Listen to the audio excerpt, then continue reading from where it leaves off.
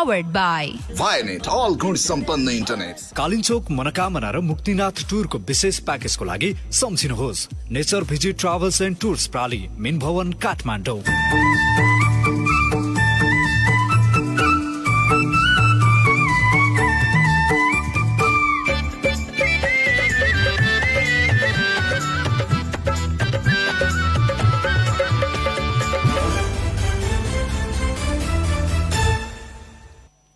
यो जनताको आवाज हो। बिहान 6 बजेको जनता समाचारमा स्वागत छ। म पवन। सबैभन्दा पहिले प्रमुख समाचारका शीर्षकहरू। जनता प्रमुख समाचारका शीर्षकहरू।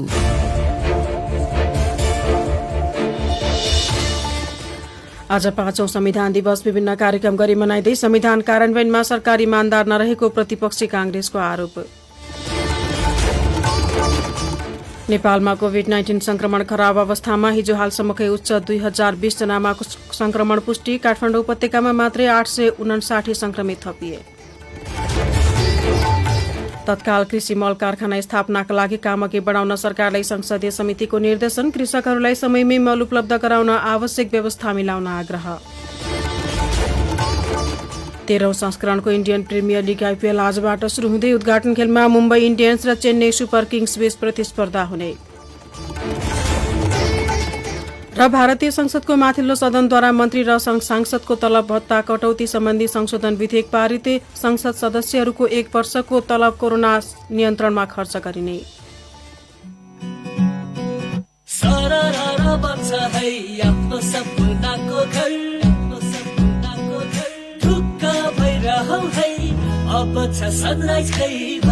अब पुँजीको अभावमा घर बनाउन रोकिनु पर्दैन। मात्र 3 कार्यदिनमै कर्जा उपलब्ध हुने। 40 वर्षसम्मको अवधि र 1 वर्षसम्म स्थिर 8.95% ब्याज दरमा सनराइज घर कर्जा लिई न्यूनतम मासिक किस्तामा ढुक्क भई आफ्नो सपनाको घर बनाउनुहोस्। हाल घर कर्जा उपभोग गरिरहनु भएका महानुभावहरूले समेत यस योजनाबाट लाभ लिन सक्नुहुनेछ। सनराइज बैंक लिमिटेड, हामी सँगसँगै। अब पुरा समाचार। आज असोज 3 अर्थात् 5औं संविधान दिवस नेपाली सेनाको बढाई पुष्पवृष्टि सहित घर घरमा दीप प्रज्वलन गरी मनाइँदैछ। नेपालको वर्तमान संविधान विक्रम 2072 असोज 3 गते आजकै दिन तत्कालीन राष्ट्रपति डाक्टर रामवरण यादवले संविधान सभाबाट जारी गर्नुभएको थियो। सोही संविधान जारी गरेको दिनको सम्झनामा असोज 3 गतेलाई सरकारले संविधान दिवसका रूपमा मनाउने गरेको छ। दिवसको अवसरमा देशभर विविध कार्यक्रमको आयोजना गरी मनाउने गरिएको थियो, तर यो वर्ष भने कोभिड-19 का कारण केही कार्यक्रमहरू प्रभावित हुने भएका छन्। यस्तै 5 वर्षमा आइपुग्दा संविधानले परिकल्पना गरेको नेपालको संघीय लोकतान्त्रिक गणतन्त्र अनुसार 3 तहको सरकारको संरचना तयार भई कार्यान्वयनमा आएको छ। यसैबीच राष्ट्रपति विद्यादेवी भण्डारीले जनताका राजनीतिक अधिकार प्राप्तिका लागि गरिने संघर्षको चरण सम्पन्न भएपछि अब मुलुकलाई सामाजिक न्याय सहितको आर्थिक समृद्धिको दिशातर्फ अघि बढाउनु पर्ने महान दायित्व हाम्रो काँधमा आएको बताउनु भएको छ। संविधान दिवस तथा राष्ट्रिय दिवसका अवसरमा आज शुभकामना सन्देश जारी गर्दै उहाँले संविधान दिवसको यस दिनले समृद्ध नेपाल, सुखी नेपालीको साझा राष्ट्रिय संकल्प हासिल गर्न सबै जनप्रतिनिधिमूलक संस्था, राजनीतिक दल तथा राज्यका सबै अङ्गलाई संवैधानिक मूल्य एवं मान्यता कार्यान्वयन गर्न प्रेरणा दिने विश्वास व्यक्त गर्नुभएको छ। यस्तै संविधान दिवसको अवसरमा देशभरका जेलबाट 289 जना कैदीको बाँकी सजाय मिनाहा गरिएको छ। नेपाल सरकार मन्त्री परिषदको सिफारिस अनुसार आजदेखि लागू हुने गरी राष्ट्रपति विद्यादेवी भण्डारीले 289 जना कैदीको बाँकी कैद मिनाहा गर्नुभएको हो। संविधानको धारा 276 बमोजिम फौजदार कसुर सजाय निर्धारण तथा कार्यान्वयन ऐन 2074 अनुसार सरकारको सिफारिसमा कैद मिनाहा गर्न सकिने कानूनी व्यवस्था रहेको छ। साथै नेपाल सरकार मन्त्री परिषदको सिफारिसमा रामदयाल मण्डल खत्वेलाई अदालतबाट भएको फैसला बमोजिम लागेको कैद सजाय र जरिवाना समेत माफी दिएको राष्ट्रपतिको कार्यालयका प्रवक्ता हरिप्रसाद दाहालद्वारा जारी विज्ञप्तिमा उल्लेख गरिएको छ।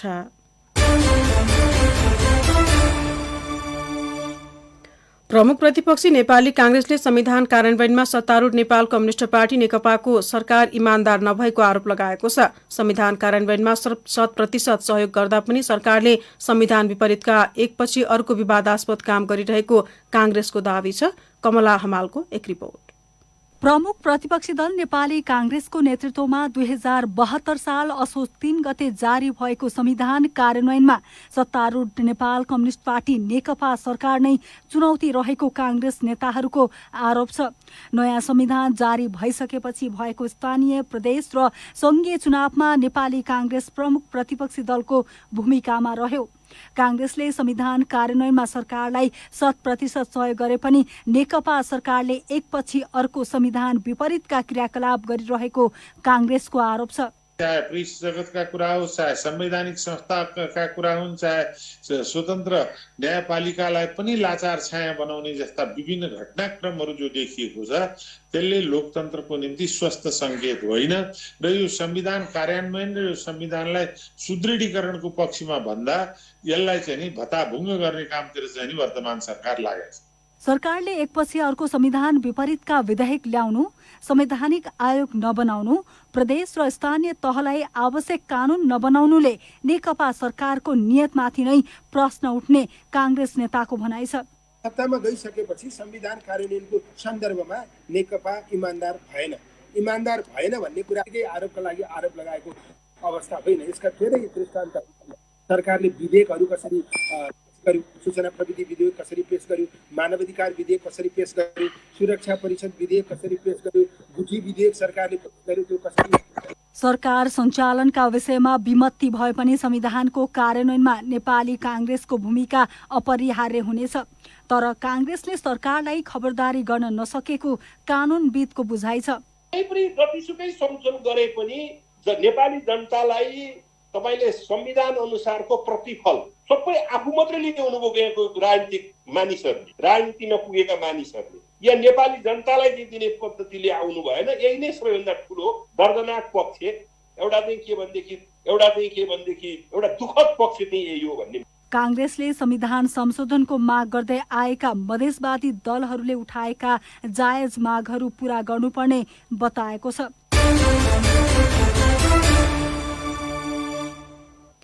प्रधानमन्त्री केपी शर्मा ओलीले औचित्य र आवश्यकताका आधारमा संविधान संशोधन गर्न सकिने बताउनु भएको छ। संविधान दिवसको पूर्व सन्ध्यामा संविधानविदी विपिन अधिकारी, कनकमणि दीक्षित लगायतले तयार पारेको नेपालको संविधानको व्याख्यात्मक पुस्तकको विमोचन गर्दै प्रधानमन्त्री ओलीले स्थिरता र स्थायित्वका नाममा संविधान संशोधन नरोकिने बताउनु भएको हो।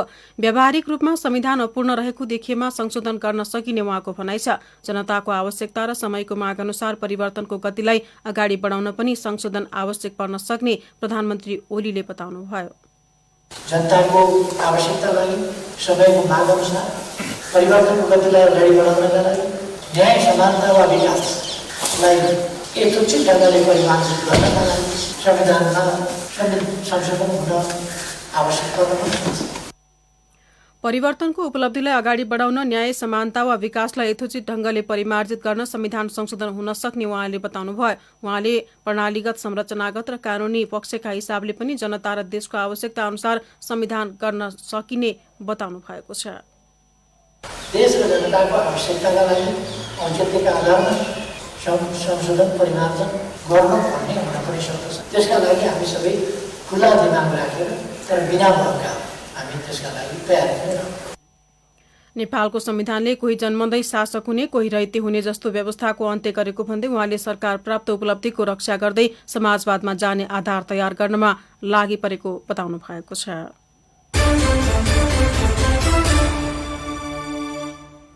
सरकारले नेपालमा कोभिड-19 संक्रमणको अवस्था खराब हुँदै गएको जनाएको छ। स्वास्थ्य तथा जनसंख्या मन्त्रालयले हिजो नियमित कोरोना ब्रिफिङका क्रममा कोरोना महामारीका बीच भइरहेका सड़क आन्दोलन तथा जुलुसले झनै संक्रमण फैलाउन सहयोग गर्ने भएकाले यस्ता गतिविधि नगर्न आग्रह गरेको छ। यस्तै मन्त्रालयले 60 वर्ष माथि उमेर समूहका मानिस र दीर्घ रोगीलाई घर बाहिर ननिस्किन समेत आग्रह गरेको छ। अवस्था धेरै खराब हुँदै गइरहेको हामीले आंकलन गर्न सक्छौं। नेपाली दाजुभाइ दिदीबहिनीहरूलाई म विनम्रतापूर्वक के अनुरोध गर्न चाहन्छु भने 60 वर्ष पुगेका मान्छेहरू कोही पनि घरबाट ननिस्किनु होला र जसलाई चाहिँ डायबिटिज, हाइपरटेन्सन, कोमोर्बिड कन्डिसनहरू छन्, फोक्सोको समस्या छन्, श्वास प्रश्वासका समस्या छन्, क्यान्सर, डायलाइसिस गरिरहेका बिरामीहरू हुनुहुन्छ भने यस्ता बिरामीहरू केही दिनको लागि तपाईहरू घरमै बस्न, अत्यन्त जरुरी नपरिकन घरबाट ननिस्किनु हुन स्वास्थ्य तथा जनसंख्या मन्त्रालय विनम्रतापूर्वक अनुरोध गर्दछ। यस्तै नेपालमा हिजो हालसम्मकै उच्च संख्यामा कोभिड-19 संक्रमित थपिएका छन्। मन्त्रालयका प्रवक्ता डाक्टर जागेश्वर गौतमले हिजो थप 2020 जनामा कोरोना संक्रमण पुष्टि भएको जानकारी दिनुभयो। प्रवक्ता डाक्टर गौतमले काठमाडौँ उपत्यकामा 859 सहित देशभर 2020 जनामा संक्रमण पुष्टि भएको बताउनुभयो। उपत्यकामा संक्रमित हुनेमा काठमाडौँका 698, ललितपुरका 79 र भक्तपुरका 82 जना रहेका छन्। यससँगै नेपालमा कुल संक्रमितको संख्या 61,593 पुगेको छ। गत 24 घण्टामा नयाँ संक्रमितको संख्या 2020 रहेको छ। आज देशभरि जम्मा सक्रिय संक्रमितहरूको संख्या 17,383, संस्थागत आइसोलेसनमा रहनुभएका व्यक्तिहरूको संख्या 9,295। यसै गरी होम आइसोलेसनमा रहनुभएका व्यक्तिको संख्या 8,088 जना हुनुहुन्छ।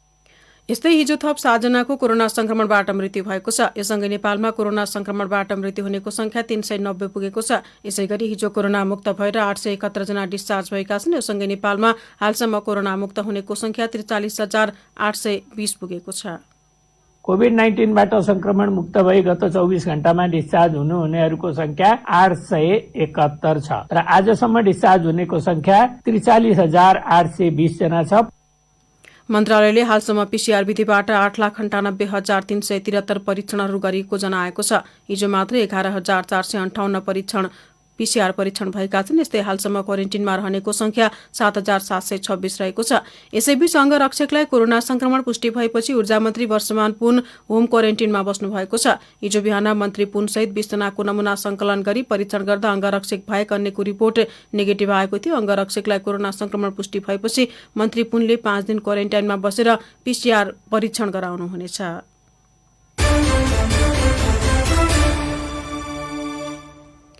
नेपालमा गरिने पीसीआर रिपोर्टमाथि कतिपय नागरिकमा शंका उत्पन्न भइरहेका बेला निजी अस्पतालहरूले भने त्यसमा दुविधा नलिन आग्रह गरेका छन्। पीसीआर परीक्षणका लागि प्रयोग हुने टेस्ट मेसिन र किट विश्वस्तरीय भएकाले परीक्षण रिपोर्टमा शंका नगर्न नागरिकहरूलाई निजी अस्पतालहरूले आग्रह गरेका हुन्।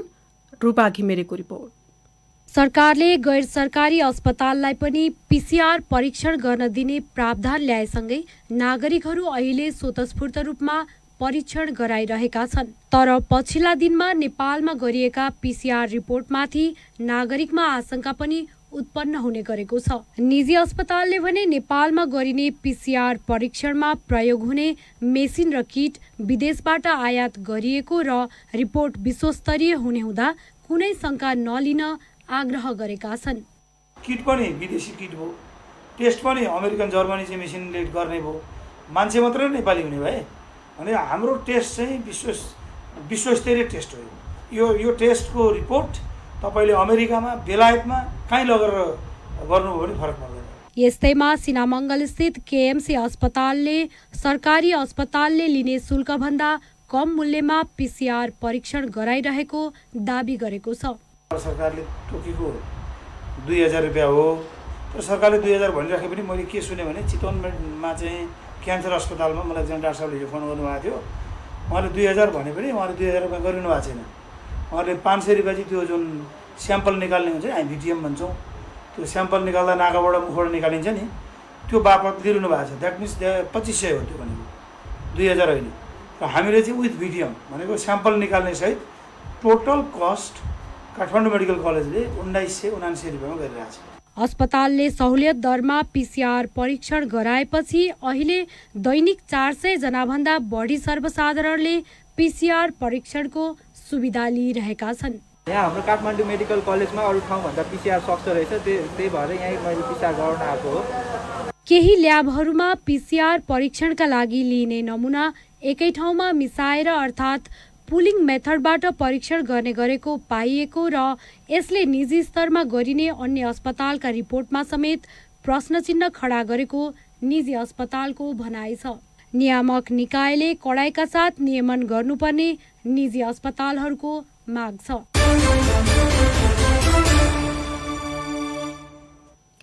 सरकारले कोरोना महामारीका बीचमा पनि परिवार नियोजनका सेवाहरू नियमित रहेकोले ढुक्क भएर सेवा लिन आग्रह गरेको छ। नेपालमा लकडाउन सुरु भएको चैत महिनामा केही ठाउँका सेवाहरूमा समस्या भएको भए पनि अहिले सबै स्वास्थ्य संस्थाबाट परिवार नियोजन सम्बन्धी सेवाहरू सुरु भएको परिवार कल्याण महाशाखाकी प्रमुख कविता अर्यालले जानकारी दिनुभयो। कोभिड-19 को समयमा गरिएको लकडाउन अथवा बन्दाबन्दीको अवस्थाले गर्दाखेरि चैत महिनातिर सेवा चाहिँ केही रूपमा चाहिँ घटेको पाइए तापनि हाल विभिन्न पहलहरूबाट अन्तरिम निर्देशिकाहरू जारी गरी सेवाहरू सुचारू गरे पश्चात सेवाग्राहीको संख्या क्रमशः बढ्दै गएको तथ्याङ्कले देखाएको छ। साथै देशभरिका स्वास्थ्य संस्थामा परिवार योजना सेवाका गर्भनिरोधक साधनहरूको उपलब्धता सुनिश्चित गर्ने, त्यसको चाहिँ नियमित अनुगमन गर्ने कामहरू पनि भइरहेको छ र आपूर्तिको व्यवस्थापन पनि भइरहेको छ भन्ने म अनुरोध गर्न चाहन्छु। हिजो 7औं परिवार नियोजन दिवसका अवसरमा स्वास्थ्य मन्त्रालयको नियमित कोरोना ब्रिफिङमा उहाँले अहिले पनि नेपालमा कुल गर्भधारणको 45% गर्भधारण अनिश्चित रहेको बताउनु भएको छ। लकडाउन तथा निषेधाज्ञाका कारण यो संख्या अझै बढ्ने सम्भावना रहेको अर्यालले बताउनुभयो।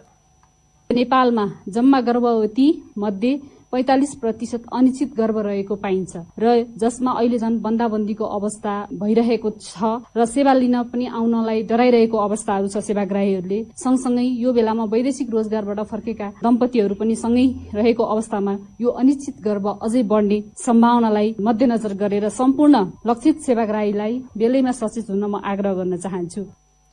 जनसंख्या नियन्त्रणको उद्देश्यले शुरू भएको परिवार नियोजन सेवा अहिले महिलाहरूको प्रजनन अधिकारका रूपमा पनि स्थापित भएको भन्दै उहाँले अनिश्चित गर्भधारण रोक्न परिवार नियोजनका साधन प्रयोग गर्नुपर्ने बताउनु भएको छ।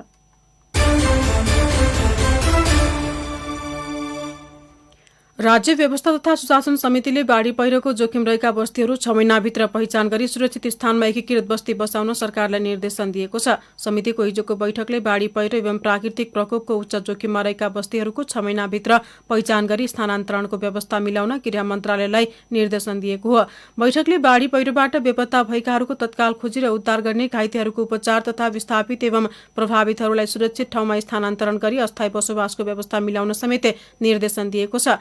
समिति सभापति शशि श्रेष्ठले बाढ़ी पहिरो लगायत प्राकृतिक विपत्तिबाट जनधनको क्षति अहिले पनि भइरहेको र फेरि पनि हुन सक्ने भएकाले विपदमा परेकाको उद्धार, राहत, उपचार तथा पुनर्स्थापित कार्यमा प्रत्यक्ष संलग्न रहने सुरक्षाकर्मी, स्वयंसेवी लगायत स्थानीय तहहरूलाई आवश्यक स्रोत साधन सहित तयारी अवस्थामा राख्न आवश्यक व्यवस्था मिलाउन निर्देशन दिनुभयो।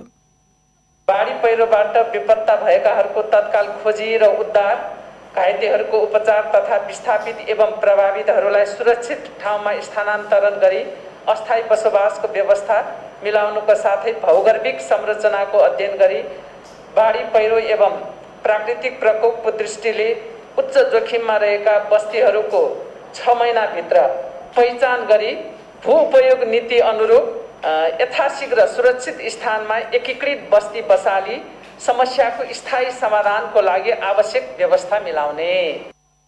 यस्तै समितिले कैलाली, कञ्चनपुर लगायत मुलुकका विभिन्न स्थानहरूमा भएका बलात्कार, हत्या, हिंसा जस्ता जघन्य अपराधका घटनालाई संवेदनशील र गम्भीरतापूर्वक लिई दोषीलाई तत्काल कडा सजायको व्यवस्था गरी पीडितलाई न्यायसहित उचित क्षतिपूर्तिको व्यवस्था गर्न निर्देशन दिएको छ। जनता समाचारमा अब पालो ब्रेकको। तपाईको घुमघाम बनाउनुहोस् धुमधाम। रारा, मुक्तिनाथ र माथिल्लो मुस्ताङ टुरको साथमा राफ्टिङको मजा लिन हामीलाई सम्पर्क गर्नुहोस्।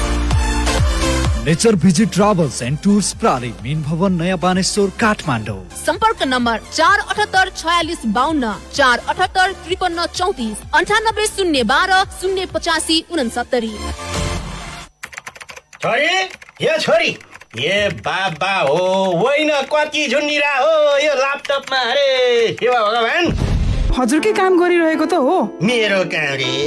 अनि हो त, हजुरको खाता खोल्न लागेको नि। खाता होइन, के भन्छ यो? ल लिनुहोस् हजुरको खाता नम्बर। अब दाजुलाई विदेशमा पठाइदिनुहोस् र पैसा पठाउन भन्नुहोस्। हे भगवान, घरमै बसी बसी यस्तो सेवा। हो त, कृषि विकास ब्याङ्कले जहाँबाट पनि खाता खोल्न सक्ने सुविधा ल्याएको छ नि। विस्तृत जानकारीका लागि आजै adbl.gov.in सर्च गरौँ र आफूले चाहेको खाता शून्य मौजातमा तुरुन्तै खोलौँ। सम्पूर्ण सुविधा सहितको तपाईँ हाम्रो घर आँगनको बैंक कृषि विकास ब्याङ्क। हे बाबा, हेर त हेर कृषि विकास बैंकको सेवा।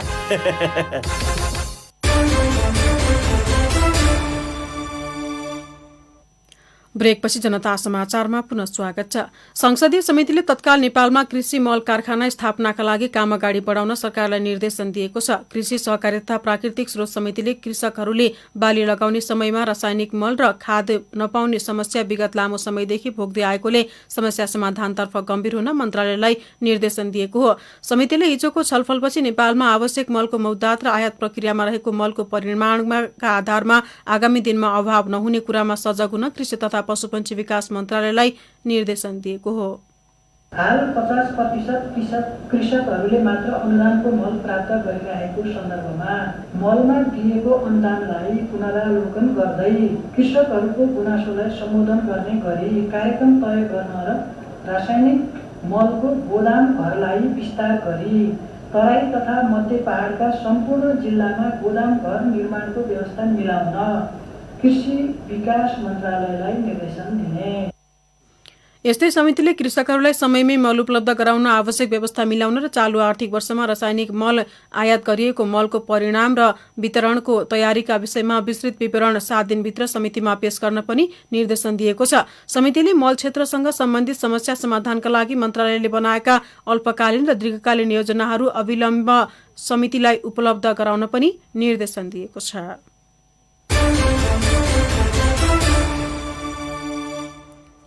बाजुरामा उत्पादित स्याउ बिक्रीका लागि धनगढी बजारसम्म ल्याउन थालिएको छ। हवाई जहाज मार्फत 20 क्विन्टल स्याउ नेपालगञ्ज हुँदै धनगढी पुर्याइएको हो। एक रिपोर्ट।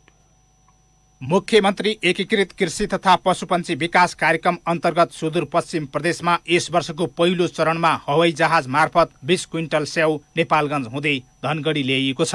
अहिले धनगढी बजारमा बाजुराको स्याउ पाइन थालेको छ। स्वदेशमै उत्पादन भएको स्याउलाई प्रवर्धन गर्ने उद्देश्यका साथ बाजुराबाट 20 क्विन्टल स्याउ धनगढी बजारमा बिक्री गर्न ल्याइएको स्याउ कृषक समन्वय समितिले जनाएको छ। स्वामी कार्तिक खापर गाउँपालिकाको समन्वयमा बाजुराको स्याउ कोल्टीबाट धनगढीसम्म हवाई जहाज मार्फत ल्याइएको हो। बाजुरामा 40 रुपियाँमा खरिद गरेको स्याउ सम्पूर्ण लागत सहित धनगढी बजारमा प्रति केजी 110 रुपियाँमा किन्न पाइनेछ। कम मूल्यमै उपभोक्ताहरूले खान पाउने हुन्छ। यो स्याउमा हामीले अरू जस्तो बाहिरको स्याउहरू चिटिक्क टल्काएको हुन्छ, मेसिनले ग्रेडिङ गरेको हुन्छ, अझ कयौं केमिकलहरू प्रयोग गरिएको हुन्छ।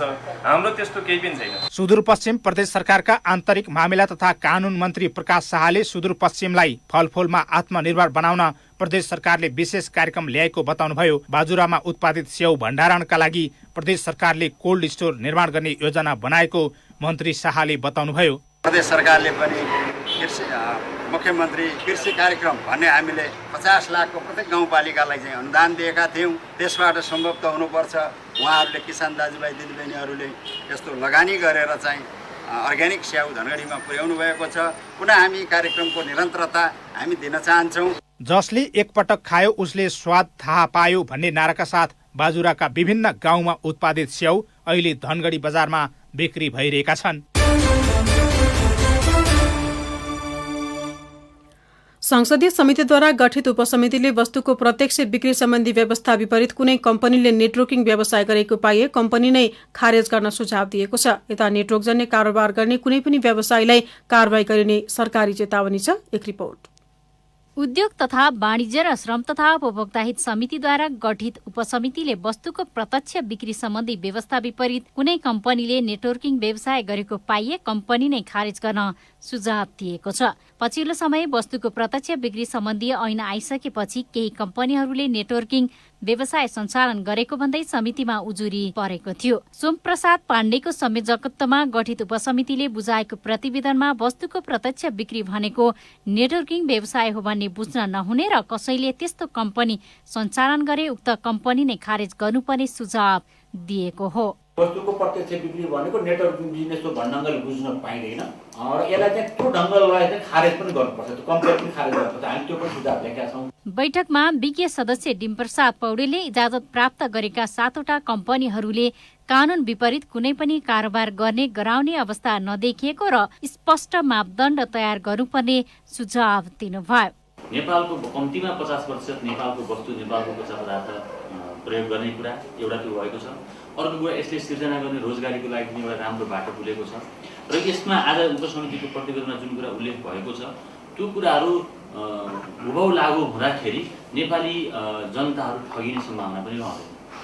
उद्योग वाणिज्य तथा आपूर्ति मन्त्रालयका सचिव वैकुण्ठ अर्यालले नेटवर्कजन्य कारोबार गर्ने कुनै पनि व्यवसायीलाई कारबाही गरिने बताउनुभयो। यसमा थप केही प्रश्न पार्नु पर्नेछ अनि प्रश्न पारेर आइसक्यो हामी कहाँ आइसकेपछि हामी तत्कालै निर्देशक समितिको बैठक पनि राख्छौँ र निर्देशक समितिको बैठक भएर यिनलाई चाहिँ कसरी चाहिँ योजनाबद्ध ढङ्गले एउटा कार्यान्वयन कार्ययोजना नै तयार गरेर हामी चाहिँ तत्काल चाहिँ यसलाई कार्यान्वयनमा जान्छौँ। वाणिज्य आपूर्ति तथा उपभोक्ता संरक्षण विभागका महानिर्देशक नेत्र प्रसाद सुवेदीले प्रत्यक्ष बिक्रीमा देखिने खालका 30वटा कम्पनी भेटिएको भन्दै सूचना प्रणालीको विकास नभएसम्म अनुगमनमा समस्या देखिने बताउनुभयो। दर्ता नभएका तर डाइरेक्ट सेलिङ देखिने खालका कम्पनीको लिस्टै तयार गरेका छौँ। 30 भन्दा बढी जस्ता भेटिसके हामी अनलाइन त्यसलाई कारबाही गर्दै कानुनी दायरामा ल्याउँछौँ। पछिल्लो समय वस्तुको प्रत्यक्ष बिक्री सम्बन्धमा बनेको ऐनमा व्यवस्था भएको मापदण्ड पूरा नगरेकालाई लाइसेन्स दिएको र नेटवर्किङ व्यवसाय सञ्चालन गर्न अनुमति दिएको आरोप विभागमाथि लागेको थियो।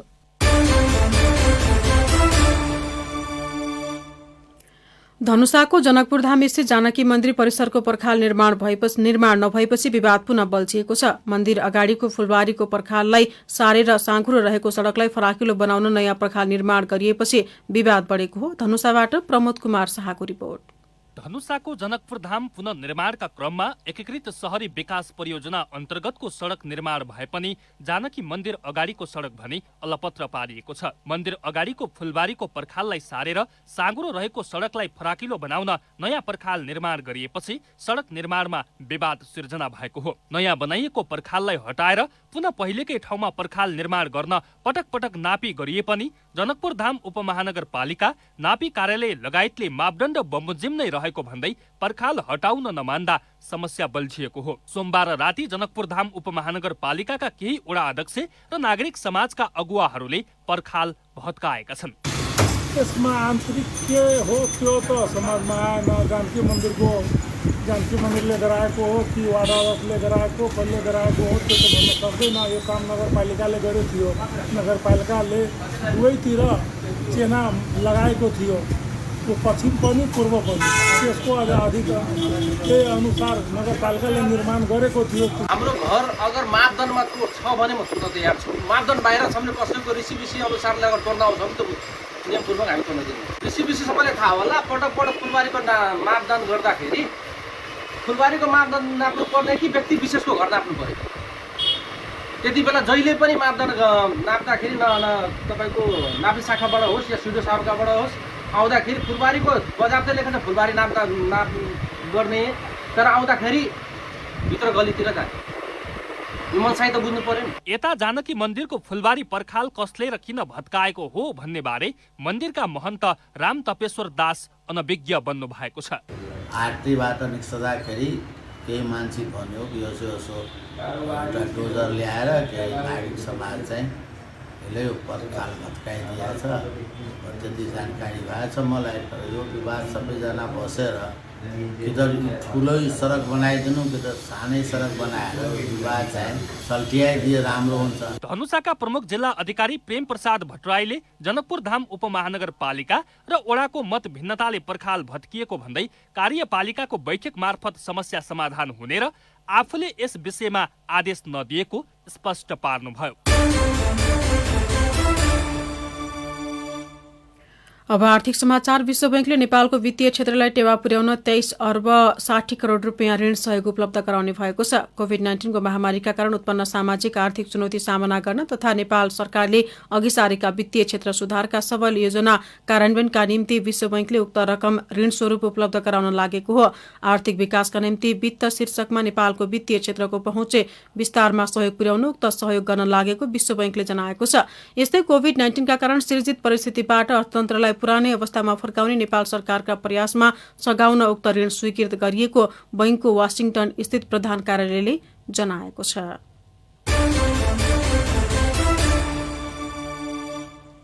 अब खेल समाचार। 13औं संस्करणको इन्डियन प्रिमियर लिग आइपीएल को आजबाट शुरू हुँदैछ। आइपीएल को नयाँ संस्करणको उद्घाटन खेलमा साबिक विजेता मुम्बई इन्डियन्सले उपविजेता चेन्नई सुपर किङ्ससँग प्रतिस्पर्धा गर्नेछ। यसपटक पनि आइपीएल शुरू हुनुअघि साबिक विजेता मुम्बई इन्डियन्सलाई नै उपाधि दावेदारको रूपमा हेरिएको छ। तर युएको भूमिका भूमिमा मुम्बईको रेकर्ड त्यति राम्रो देखिँदैन। सन् 2014मा भएको आइपिएलको सुरुवाती 20 खेल युएमा नै भएको थियो। मुम्बईले युएमा खेलेको सबै 5 खेलमा उसले हारको सामना गरेको थियो। उक्त संस्करणमा किङ्स 11 पन्जाबले पनि सबै 5 खेलमा जित हासिल गरेको थियो। युएको भूमिमा अपराजित रहने पन्जाब एक मात्रै टिम रहेको छ।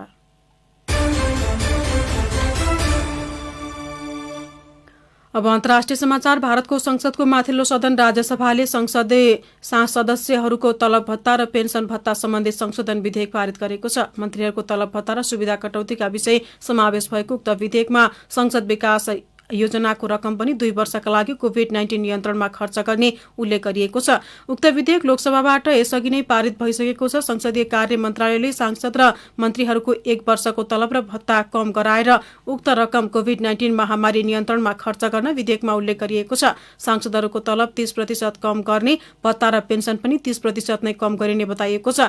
मन्त्रीहरूको पनि सोही बराबरको रकम कटौती हुनेछ। सांसदीय विकास कोषका रूपमा निर्वाचन क्षेत्रमा दिइने रकम पनि कोभिड-19 मा प्रयोग गर्ने विधेयकमा उल्लेख गरिएको छ। दुवै सदनले विधेयक पारित गरेपछि अब यसले कानूनको रूप लिनेछ।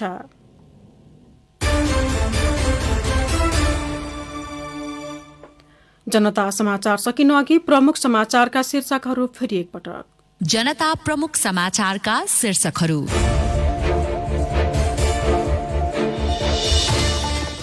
आज 5औं संविधान दिवस विभिन्न कार्यक्रम गरी मनाइँदै संविधान कार्यान्वयनमा सरकार इमान्दार नरहेको प्रतिपक्षी कांग्रेसको आरोप।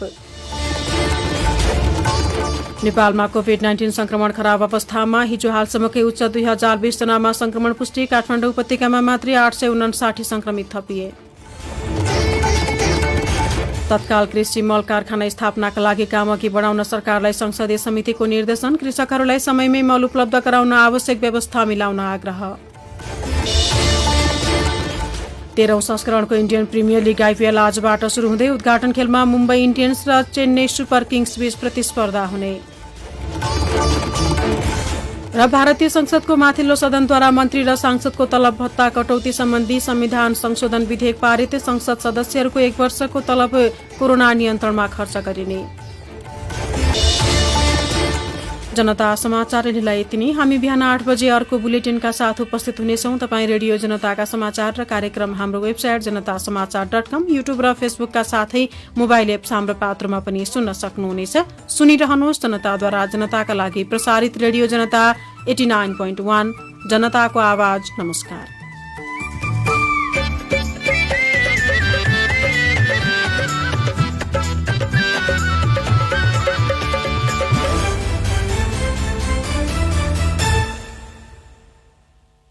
अपाङ्गता हुनु पूर्व जन्मको फल होइन, यो शारीरिक अवस्था मात्र हो। आधुनिक जीवनशैलीले अपाङ्गता हुनेको संख्या बढ्दो छ। अपाङ्गता भएकालाई सम्मान र माया गरौं। अपाङ्गता हुनबाट जोगिन बेलैमा सचेतना अपनाऊ। जनहितका लागि रेडियो जनता 89.1 मेगाहर्ज। तपाईको